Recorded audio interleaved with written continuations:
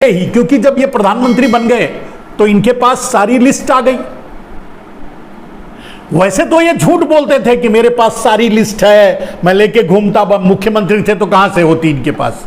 तो काले धन की सारी लिस्ट है, सबको जेल में भेजूंगा, एक एक पैसा लेके आऊंगा। पता नहीं कितने झूठ आप लोगों से बोलते थे, आप लोग भी सुनते थे। पता नहीं आप अभी भी उसे याद है या नहीं है, ये नहीं जानता मैं।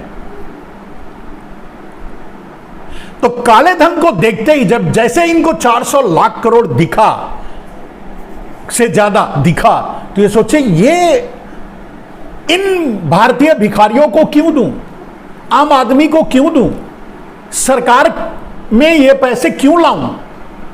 इससे देश का भले ही विकास होगा, लेकिन हमारे, क्योंकि वो गुजरात के हैं, तो हमारे गुजराती भाइयों का विकास नहीं होगा। तो ये 400 लाख करोड़ अगर हमारे गुजराती भाइयों को मिल जाएगा, यानी बीच में भाई लगाने वाले चोरों को मिल जाएगा, तो पूरा देश हमारे कब्जे में होगा, पूरा देश हमारे कब्जे में।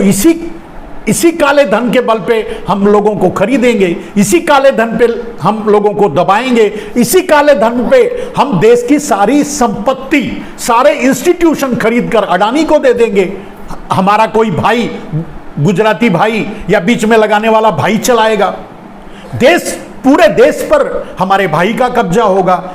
ये विजन जैसे ही चेंज हुआ नरेंद्र मोदी का, 25 जून को, शायद 24 जून को ये शपथ लिए थे, 25 या 26 जो भी हो, एक दिन बाद इन्होंने काले धन को राष्ट्रीय संपत्ति घोषित न करके एसआईटी गठित कर दी। एसआईटी का मतलब होता है पता करके सरकार को उसके बारे में बताना। अब खेल शुरू हो गया नरेंद्र मोदी का कि लोगों के बारे में जान लेंगे, उन्हें ब्लैकमेल करेंगे। आगे बताता हूं। तो इन्होंने काले धन को राष्ट्रीय संपत्ति घोषित न करके एसआईटी गठित की। पहला धोखा इन्होंने देश से किया, देश के आम आदमी से किया। पहली गद्दारी, पहला धोखा, पहला देशद्रोह। वो पहला नहीं, वही सब कुछ है, सारी लड़ाई वही है। काला धन, ब्लैक मनी, पहला धोखा। तो पहला धोखा करने में नरेंद्र मोदी सफल रहे, उसको दबा लिया। हालांकि वादा किए थे तो लोग आवाज भी उठा रहे थे कि काला धन क्या हुआ, हमको पैसे नहीं मिल रहे हैं वगैरह वगैरह। तो इनके second in commandant Amit Shah को आकर बोलना पड़ा कि भाई वो तो झूठ, वो तो जुमला था, ऐसे बोला जाता है, कुछ दिया नहीं जाता। दिया भी जा सकता था। यह सच है कि लोगों को, हम समझते हैं आजीवन टैक्स नहीं देना पड़ता। अगर भारत को सीधे, आप कल्पना कीजिए, अगर भारत को सीधे 400 लाख करोड़ को छोड़ दीजिए, अगर इनकी बातों में, क्योंकि इनके ही प्रोजेक्शन थे और अब तो डबल हो गया, तो इनके ही प्रोजेक्शन से मैं 400 लाख को छोड़ दो, 200 लाख करोड़ भी अगर भारत को सीधे मिल जाता, तो भारत को दुनिया का नंबर 1 बनाने की जरूरत नहीं होती। भारत ऑटोमेटिक दुनिया का नंबर 1 बन जाता, विश्वगुरु बन जाता। आप खुद सोच के देखिए।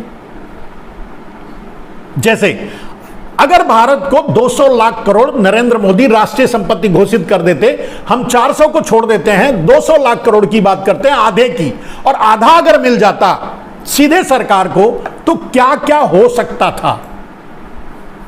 आप कल्पना कीजिए। नरेंद्र मोदी ने जो कहा था वो झूठ नहीं था।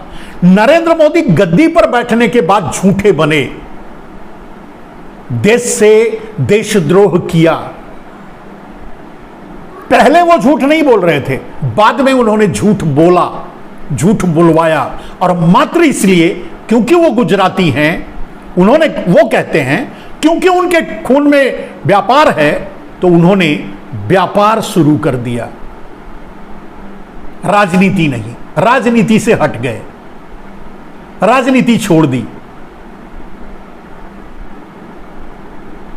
लोगों से जब वादा किया था उसको जुमला बता दिया और काले धन को अंडरग्राउंड कर दिया।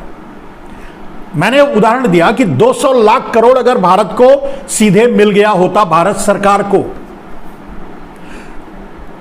आज भारत के ऊपर आज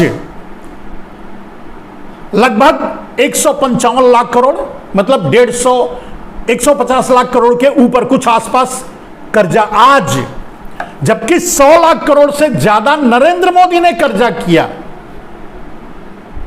उस समय 50-55 लाख या उससे भी कम 35 या 45 लाख करोड़ का कर्जा था। अब अगर 200 लाख करोड़ मिल जाता मेरे दोस्त, और उसमें से दुनिया के देशों का, दुनिया के बैंकों का, वर्ल्ड बैंक का अगर 45 लाख करोड़ जो भी रहा, अगर वो कर्जा दे दिया जाता तो क्या होता ये समझो। डॉलर डेफिसिट खत्म हो जाता, रुपए का अवमूल्यन खत्म हो जाता, एक रुपए का $1 हो जाता। ये सारे बातें रामदेव जैसे दलालों ने कहा था, राजीव भाई ने भी लोगों को समझाया था, और दूसरे और भगवा दलालों ने भी कहा था। यह बात बिल्कुल सही है। 1 रुपए का $1, क्योंकि रुपए का अवमूल्यन सिर्फ इसलिए होता है क्योंकि आपके पास डॉलर डेफिसिट, डॉलर है नहीं। अब 200 lakh crore is equal to dollar अगर आपके पास है, जो आपका कर्जा है वो तुरंत का तुरंत पट गया, तो डॉलर के बराबर रुपया हो जाता। 1 रुपए का $1। भारत कर्ज मुक्त होता, भारत के ऊपर कोई कर्ज नहीं होता। अब सोच के देखिए कि जहां यह होना था, उल्टा यह हुआ कि उस काले धन के लालच में नरेंद्र मोदी ने अपना सारा ईमान गिरवी रख दिया, अपनी सारी जुबान गिरवी रख दी, अपनी सारी बातों को जुमला साबित कर दिया, क्योंकि वो इन्हें व्यापार करना सही लगा। ये काले धन को अंडरग्राउंड करने लगे, और उसी काले धन को आज 8 साल से नरेंद्र मोदी सर पे लेकर ढो रहे हैं, दबाने में लगे हैं, छुपाने में लगे हैं।